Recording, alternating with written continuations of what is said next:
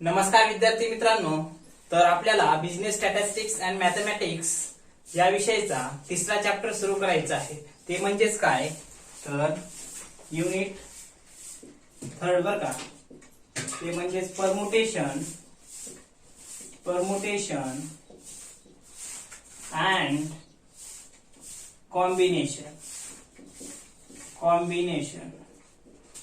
तर यालाच मराठीमध्ये काय म्हणतात, क्रम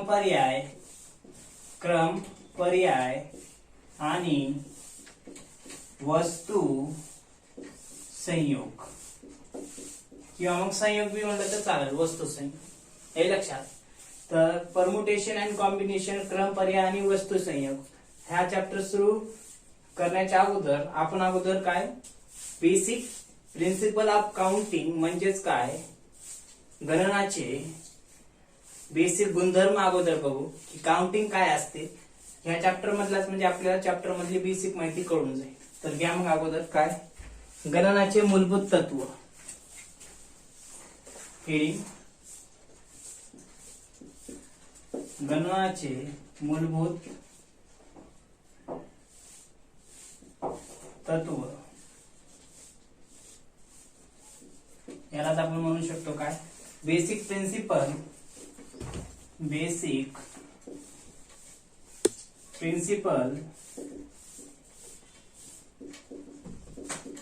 ऑफ काउंटिंग.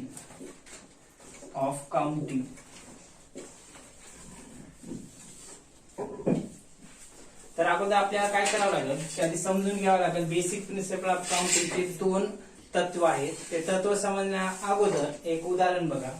काय समजा काय ए गावावरून बी गावी आणि बी गावावरून सी गावी एखाद्या व्यक्तीला जायचे. म्हणजे समजा अभि या नावाचा एक व्यक्ती आहे समजा. तर या व्यक्तीला ए गावावरून बी गावी आणि बी गावावरून सी गावी जायचे, हे लक्षात. मग ए गावावरून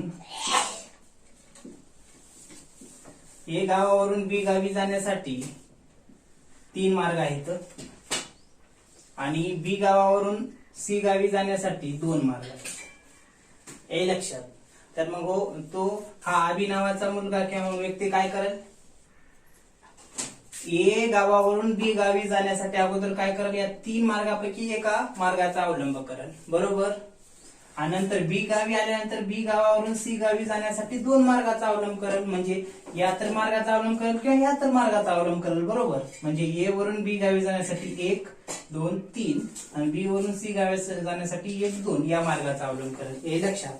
तर मग या ठिकाणी काय की इथं काय करेल, ए वरून बी गावी जाण्यासाठी किती मार्ग आहेत, 3, बरोबर.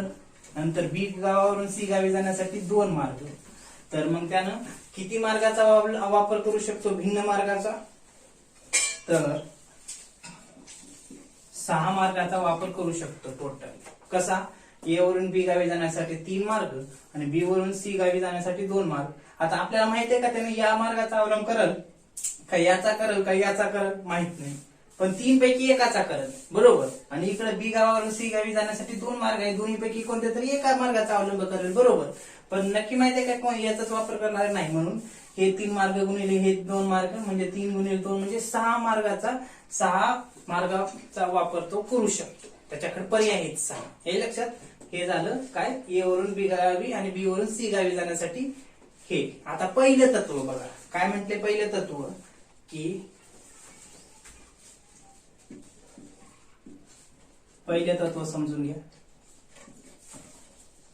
जर एखादी क्रिया यम भिन्न प्रकारे, हे लक्षात, जर एखादी क्रिया यम भिन्न प्रकारे करता येत असेल आणि ती क्रिया यम पैकी कोणत्याही एका प्रकारे केल्यानंतर दुसरी क्रिया करण्याचे यन भिन्न प्रकार आहेत आणि ती यन क्रिया करण्याचे भिन्न प्रकारापैकी कोणत्या तरी एका क्रियेचा वापर करण्यात येत असेल, तर अशा वेळेस काय एकूण भिन्न प्रकार म्हणजेच यम गुणिले यन असतात. म्हणजे समजून घ्या काय पहिलं तत्व म्हणते की यम म्हणजे पहिली क्रिया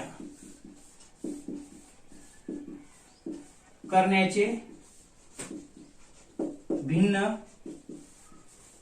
मार्ग. आता पहिली क्रिया करण्याचे भिन्न मार्ग म्हणजे हेच उदाहरण घ्या ना. आता ए वरून बी गावी जायचं आहे तर किती हे आहेत मार्ग? 1 2 3 मार्ग आहेत बरोबर. म्हणजे यम म्हणजे काय? एक क्रिया आहे. कोणती क्रिया? ए वरून बी गावी जाण्याची समजा. मग ह्याचे काय आहेत? भिन्न मार्ग आहेत. आपण समजू किती? 3 आहेत समजा. हे लक्षात. आता एन म्हणजे दुसरी ही पहिली क्रिया म्हणजे यम करण्याचे भिन्न मार्ग म्हणजे 3 आपण समजलं. आता एन दुसरी क्रिया म्हणजे ह्याचे पण भिन्न मार्ग आहेत. भिन्न मार्ग म्हणजे 2 मार्ग समजा. म्हणजे ए वरून बी गावी जाण्यासाठी हे 3 मार्ग म्हणजे यम पहिली क्रिया म्हणजे किंवा पहिली क्रिया बरं काय पहिली करा. हे पहिली क्रिया करण्याचे भिन्न मार्ग म्हणजे 3 मार्ग आहेत ना. ए बी 1 2 3 पैकी ए वरून बी गावी जाण्यासाठी मार्ग आहेत. म्हणजे यम म्हणजे काय? एक क्रिया आहे पहिली क्रिया आणि ती करायची असेल तर भिन्न मार्ग आहेत. ऑप्शन आहेत बरेच. इथं आपण समजलं 1 2 3 ऑप्शन आहेत लिहिले. तसंच दुसरी क्रिया म्हणले. दुसरी क्रिया म्हणजे बी वरून सी गावी जाण्यासाठी पहिला टप्पा ए वरून बी गावी गेला. आता बी वरून सी गावी जाणं म्हणजे दुसरा मार्ग. मग दुसरी क्रिया करण्याचे सुद्धा भिन्न मार्ग आहेत. म्हणजे 1 2. तर असं जर असेल कसं की एखादी कार्य करण्यासाठी पहिली क्रिया करण्यासाठी यम समजले. यम म्हणजे पहिली क्रिया म्हणजे यम आणि ती यम क्रिया करण्यासाठी भिन्न मार्ग आहेत म्हणजे अनेक ऑप्शन आहेत. तसंच दुसरी क्रिया म्हणजे एन म्हणले आणि दुसरी क्रिया करण्यासाठी अनेक एन मार्ग आहेत म्हटले. मग अशा वेळेस जर असेल अनेक ऑप्शन असतील पहिल्या क्रियेमध्ये बी आणि दुसऱ्या क्रियेमध्ये बी तर अशा वेळेस त्यांचा गुणाकार करायचा. हे लक्षात. इथं काय होईल की 3 गुणिले 2 म्हणजे 6. हे लक्षात. हे झालं काय? पहिली क्रिया करण्याचे अनेक मार्ग आणि दुसरी क्रिया करण्याचे अनेक मार्ग असेल तर अशा वेळेस त्यांचा गुणाकार करायचे. जेवढे मार्ग आहेत जेवढे ऑप्शन आहेत त्यांचा. हे लक्षात. हे पहिलं तत्व. उदाहरण जर बघायचे तर बघा. If 5 textbooks of accounts and 4 textbooks of statistics are available, then the number of ways of students can choose 1 textbook of accounts and 1 textbook of statistics. काय म्हटले की अकाउंटचे 5 पुस्तक आहेत त्यासोबतच 4 स्टॅटिस्टिक्सचे पुस्तक आहेत आणि विद्यार्थ्यांनी जर ते काय नंबर्स ऑफ वेज मार्गानं म्हणजे विशिष्ट मार्गानं जर ते निवडायचं ठरवलं तर ते किती पद्धतीने निवडतील म्हटले. म्हणजे एक पुस्तक निवडायची. आता एक पुस्तक निवडायचे त्या विद्यार्थ्यांना 5 पुस्तक अकाउंटचे आहेत आणि 4 पुस्तक स्टॅटिस्टिक्सचे. मग ते विद्यार्थी आता त्या 5 आणि 4 पैकी कोणतं तरी एक निवडायचे त्यांना. पण माहित आहे का नेमकं कोणतं निवडायचे? किंवा मग त्यांनी जे काही निवडणार आहे ते स्टॅटिस्टिक्स आहे का किंवा अकाउंटच निवडणार आहेत माहित आहे का? डायरेक्ट जाऊन कोणतं तरी पुस्तक घेतलं. आता अकाउंटचं आहे का स्टॅटचं आहे काय माहित आहे का? नाही. मग अशा वेळेस काय करायचं? भिन्न आहेत. अकाउंटचे किती पुस्तक आहेत? 5. स्टॅटिस्टिक्सचे किती आहेत? 4. त्यापैकी जर निवडायचं असेल भिन्न आहेत अनेक आहेत तर अशा वेळेस काय केलं पाहिजे? त्यांचा गुणाकार केला पाहिजे. म्हणजेच काय? हे जे उदाहरण बघितलं पहिलं अकाउंटचं हे अकाउंटचे 5 होते बरोबर आणि 4 स्टॅटिस्टिक्सचे. आणि हे जर निवडायचं ठरवलं विद्यार्थ्यांनी तर कसे निवडतील? 5 गुणिले 4 म्हणजे 20 मार्गाद्वारे निवडू शकतात.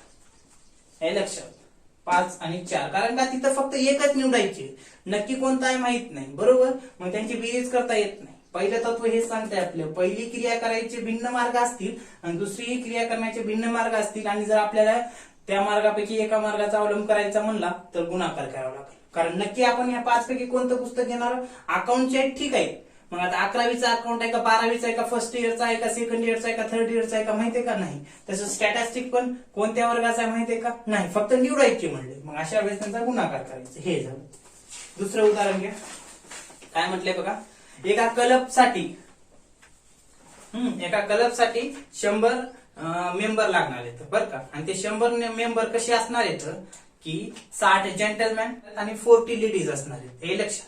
आणि तिथं काय म्हटले? A club has 100 members 60 gentleman and 40 ladies.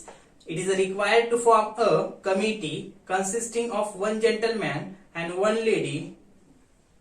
To does after a certain activity, the committee can be formed in 60 into 40 is equal to 2400 different ways. त्यामधील जे काही 100 मेंबर्स असणार आहेत, त्या 100 मेंबर मध्ये 60 जेंटलमॅन आणि 40 लेडीज असणार आहेत. आणि त्या 60 जेंटलमॅन पैकी काय एक जेंटलमॅन एका टायमाला निवडायचे, तसंच एक लेडी निवडायची म्हटले. म्हणजे काय, committee consisting of 1 gentleman and 1 lady. म्हणजे काय, कमिटी बनवताना एक जेंटलमॅन असावा आणि एक लेडी असावी, या पद्धतीने ती कमिटी त्यांनी बनवणार आहेत. हे लक्षात, म्हणजे एक जेंटलमॅन घेतला की एक लेडीज घेणार आहेत, निवडणार आहेत. आता मग ते किती पद्धतीने होईल म्हटले. आता बघा, आता आपण काय म्हटले, पहिली क्रिया काय म्हटले, पहिली क्रिया, पहिलं तत्व काय म्हणते, तर यम क्रिया जर भिन्न प्रकारे करता येत असेल, यम क्रिया म्हणजे तिथं जेंटलमॅन असणार आहेत, किती आहेत, 60 आहेत, मोर दॅन आहेत, अनेक भिन्न आहेत, एकच आपल्याला निवडायचे, एक जेंटलमॅन आणि एक लेडीज. मग जेंटलमॅन टोटल किती आहेत, 60 आहेत. त्यापैकी कोणतं जेंटलमॅन निवडायचे माहिती आहे का नाही. तसंच 40 लेडीज आहेत, 40 एक जेंटलमॅन घेतले की एक लेडीज घ्यायची. आता 40 लेडीज आहेत, कोणती लेडीज कमिटी बनवण्यासाठी सिलेक्ट करायची काय माहिती आहे का, कन्सिस्टिंग करायची का नाही. मग अशा वेळेस आपल्याला अनेक पर्याय आहेत. एन म्हणजे लेडीज भिन्न प्रकारे म्हणजे 40 वेळेस, आणि एम म्हणजे जेंटलमॅन 60 वेळेस. मग आता यापैकी आपल्याला कोणतं निवडायचं माहित नाही ना, मग अशा वेळेस त्यांचा गुणाकार करायचे. म्हणजेच उदाहरण बघा, काय इथं काय 60 जेंटलमॅन आणि 40 लेडीज, बरोबर. मग अशा वेळेस हे किती आहे, 60 आणि हे किती आहे, 40. किती निवडायचे, एक, हे पण एक ऍट ए टाइम. मग अशा वेळेस कमिटी बनवताना काय करावं लागेल, नक्की कोणतं सिलेक्ट करायचे माहित नाही, अनेक पर्याय आहेत. यासाठी 60 गुणिले 40 बरोबर किती होईल, 00 sin 24. हे लक्षात, म्हणजे 2400 बरं का, 2400 मार्गाद्वारे काय आपल्याला ती कमिटी कन्सिस्टिंग करता येईल. कारण 60 पैकी कोणतं जेंटलमॅन निवडायचे माहित नाही, भिन्न काय क्रिया करण्याचे मार्ग आहेत. तसंच 40 भिन्न लेडीज आहेत, मग कोणती निवडायची माहित नाही. तसंच काय, पहिलं तत्व या ठिकाणी सांगता येऊ शकते की यम क्रिया जर भिन्न प्रकारे होत असेल आणि एन क्रिया सुद्धा भिन्न प्रकारे होत असेल, तर अशा वेळेस यम इंटू एन करायचं, म्हणजे दोघांचा गुणाकार करायचा. हे लक्षात, हे झालं पहिलं तत्व. आता दुसरं तत्व बघा,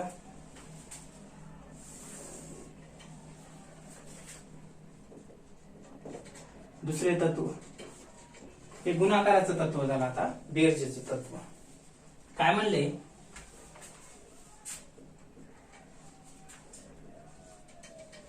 दुसरं तत्व बघा काय म्हणते. तर दुसरं तत्व अगोदर बघण्याच्या अगोदर माहिती बघा, ज्या स्थितीत एखाद्या क्रियेचा परिणाम दुसऱ्या क्रियेच्या परिणामाशी संबंधित असेल, अशा अवस्थेतच वरील मूलभूत तत्वाचा उपयोग केला जातो, अन्यथा नाही. खालील दिलेले तत्व वरील तत्वाहून निराळे आहे म्हणा. इथं काय म्हटले की हे दुसरं तत्व बघण्याच्या अगोदर पहिल्या तत्वाबाबतीत माहिती सांगितली, ज्या स्थितीत एखाद्या क्रियेचा परिणाम दुसऱ्या क्रियेच्या परिणामाच्या संबंधित असेल तर. म्हणजेच काय बघा इथं, की पहिली क्रिया ही दुसऱ्या क्रियाशी संलग्नित असेल, रिलेटेड असेल, तरच हे पहिले तत्व लागू होते म्हणले, अन्यथा हे तत्व लागू होत नाही. कसं की यम ए गावावरून बी गावी जायचं असेल तर 3 मार्ग होते, बरोबर, आणि बी गावावरून सी गावी जाण्यासाठी 2 मार्ग. मग पहिली क्रिया ही झाल्यानंतर लगेच दुसरी क्रिया करणार होतं संबंधित अभि नावाचा मुलगा, बरोबर. तसंच इथं काय म्हणले, यम पहिली भिन्न क्रिया करण्याचे अनेक मार्ग 3, एन दुसरी क्रिया करण्याचे बी भिन्न मार्ग 2.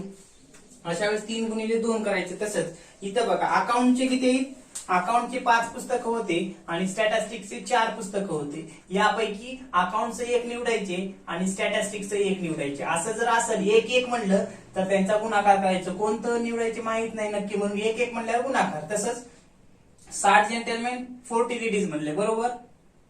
अशा वेळेस 60 पैकी 1 जेंटलमॅन निवडायचे आणि 40 पैकी 1 लेडी निवडायची. आता नक्की काय माहित आहे का, 1 निवडायची. ह्याच्यापैकी 60 पैकी 1 नेमकं कोणतं माहित नाही, 40 पैकी 1 नेमकं कोणतं माहित नाही. अशा वेळेस यांचा गुणाकार करायचे. आणि ही पहिल्या क्रियेशी दुसरी क्रिया संलग्नित आहे, कारण कमिटी फॉर्म करायची म्हणल्यावर 1 जेंटलमॅन 1 लेडीज पाहिजे. आता संलग्नित आहेत, रिलेटेड, मग अशा वेळेस गुणाकार करायचं. हे लक्षात, हे झालं काय गुणाकाराचं तत्व. म्हणजे तिथं काय म्हणले, ज्या स्थितीत एखाद्या क्रियेचा परिणाम दुसऱ्या क्रियेच्या परिणामाशी संबंधित असेल, अशा अवस्थेतच काय हे तत्व लागू होते म्हणले, अन्यथा होत नाही. आता दुसरं तत्व बघा काय म्हणते, जर एखादी क्रिया यम प्रकारे, जर एखादी क्रिया काय यम प्रकारे करता येते, हे लक्षात, काय एम प्रकारे करता येते. इथं भिन्न प्रकार नाहीत एमचे, एकाच प्रकारे करता येते म्हटले. तसंच दुसरी क्रिया एन प्रकारे करता येत असेल आणि दुसरी क्रिया काय एन स्मॉल असेल किंवा कॅपिटल प्रमाणे करता येत असेल तर पहिली किंवा दुसरी क्रिया करण्याचे एकंदर मार्ग म्हणजे एम प्लस एन. म्हणजेच इथं काय एम प्लस एन. म्हणजेच एखादी क्रिया पहिली क्रिया करायचं एकच मार्ग आणि दुसरी क्रिया करण्याचा एकच मार्ग. अशा वेळेस जर असेल तर एम प्लस एन करायचं. उदाहरण बघायला घेतलं लक्षात येईल. काय म्हटले की इकॉनॉमिक्सचे 3 पुस्तक आहेत आणि रिझनिंगची म्हणजे तर्कशास्त्र म्हणा किंवा मग मानसशास्त्र कोणतेही घ्या. रिझनिंग म्हणजे तर्कशास्त्राची किती तर 2 पुस्तक आहेत. आता ह्या टोटल किती झाले 5 बरोबर.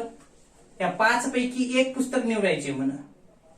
एक म्हणले इथं कसं होतं ह्याचं एक आणि ह्याचं एक म्हणजे अकाउंटचे 5 आणि स्टॅटिस्टिक्सचे 4 तर अकाउंटचे 5 पैकी एक आणि स्टॅटिस्टिक्सचे 4 पैकी एक जर असेल इथं कमिटीसाठी 100 पैकी इकडे हे 60 पैकी एक आणि 40 पैकी एक म्हणलं होतं. पण इथं काय म्हटलंय इकॉनॉमिक आणि रिझनिंगचे 3 पुस्तक आहेत हे लक्षात आणि रिझनिंगचे 2 पुस्तक आहेत हे लक्षात.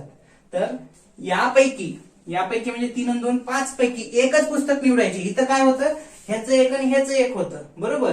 इथं फक्त एकच निवडायचे म्हणले. मग अशा वेळेस काय करायचं तर 3 + 2 बरोबर 5 अशा प्रकारे काय करायचं दुसरं तत्व म्हणजे बेरीज करायची. कसं की एम एका पद्धतीने करता येते आणि एन दुसऱ्या पद्धतीनं. पण काय म्हटले एक पुस्तक निवडायचं म्हणल्यानंतर 3 पैकी एक आणि 2 पैकी एक असं म्हणलं नाही. या 5 पैकी एकच म्हणलं तर मग बेरीज करायची. इथं कसं होतं एक ह्याचं आणि एक ह्याचं असेल तर तेव्हा गुणाकार आणि जर एकच निवडा म्हणलं तर त्यांची बेरीज करायची हे लक्षात. तर अशा पद्धतीने आपण निवडू शकतो. हे झालं दुसरं तत्व. पहिल्या तत्वामध्ये काय होतं की पहिली क्रिया करण्याचे भिन्न मार्ग आणि दुसरी क्रिया करण्याचे भिन्न मार्ग. दुसऱ्या तत्वात काय होतं पहिली क्रिया करण्याचा एकच मार्ग आणि दुसरी क्रिया करण्याचा एकच मार्ग. इकडे काय होतं की एक क्रिया करण्यासाठी अनेक भिन्नपैकी एकच निवडायचं होतं आणि दुसऱ्यापैकी एकच निवडायचं होतं. इथं पण काय होतं एकच प्रकारे करायचं होतं पण एकच निवडायचं होतं पुस्तक म्हणून बेरीज. इकडं दोन्हीपैकी एक एक निवडायचं होतं म्हणून तिकडे गुणाकार हे लक्षात.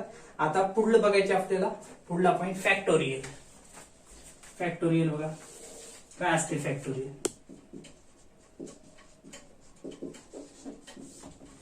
फॅक्टोरियल काय असते आधी समजून घ्या. 1 पासून n पर्यंत किंवा n पासून 1 पर्यंत सर्व क्रमाने येणाऱ्या स्वाभाविक संख्यांच्या गुणाकाराला क्रमगुणित n म्हणतात. ते n या चिन्हानं असं म्हणतात. फॅक्टोरियल म्हणजे काय 1 पासून n पर्यंत किंवा n पासून 1 पर्यंत जे काही नॅचरल नंबर्स असतात यांच्या गुणाकाराला काय म्हणतात फॅक्टोरियल असं म्हणतात. हे कशाने दर्शवतात तर n अक्षराने दर्शवतात हे लक्षात. आणि फॅक्टोरियल म्हणजे हे चिन्ह म्हणजेच अशा n फॅक्टोरियल यानं दर्शवतात हे लक्षात. म्हणजे बघा 1 पासून n पर्यंत आणि n पासून 1 पर्यंत सर्व क्रमाने आता कोणत्याही संख्या नॅचरल नंबर ज्या काही आहेत 1 पासून n पर्यंत आणि n पासून 1 पर्यंत सर्व क्रमाने येणाऱ्या स्वाभाविक संख्याच्या म्हणजे नॅचरल नंबरच्या गुणाकाराला काय म्हणतात क्रमगुणित म्हणतात. ते काय n न दर्शवतात हे लक्षात.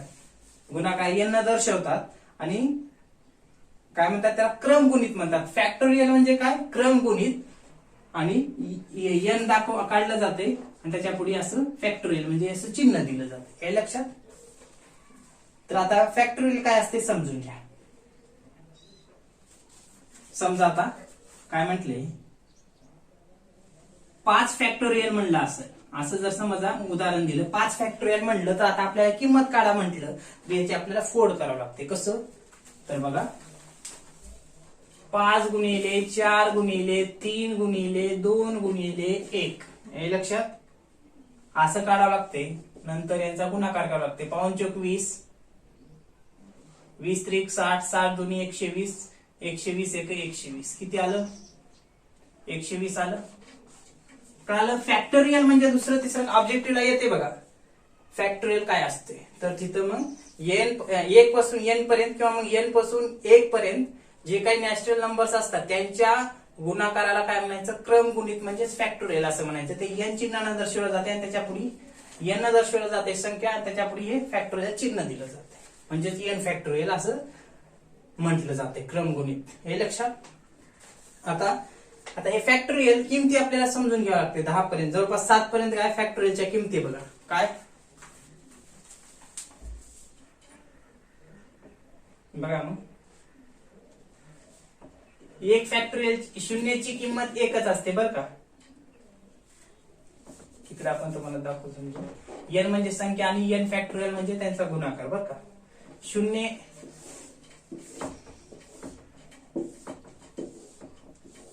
आता हे एन संख्या, एन दर्शवतात संख्या, ते फॅक्टोरियल. शून्याची किंमत कधी बी 1 असते बरं का. 1 ची किंमत 1च असते. 2 ची किंमत किती असते, तर 2 असते. 3 ची किंमत किती असते, तर 6. 4 ची किंमत 24. 5 ची किंमत 120. 6 ची किंमत 720. 7 ची किंमत 5040 किंमत असते. कशी असते तर बघा, इथं आपण काढून दाखवतो तुम्हाला फॅक्टोरियलची किंमत. फॅक्टोरियल म्हणजे काय आलं, 1 पासून एन पर्यंत किंवा एन पासून 1 पर्यंत ज्या काही स्वाभाविक संख्या असतात म्हणजे नॅचरल नंबर्स असतात त्यांच्या गुणाकाराला क्रमगुणित म्हणजे फॅक्टोरियल म्हणतात. ते एन अक्षराने दर्शवतात संख्या आणि त्याच्या फॅक्टोरियल म्हणजे काय, गुणाकाराला एन फॅक्टोरियल म्हणतात. त्याची किंमत दाखवली जाते.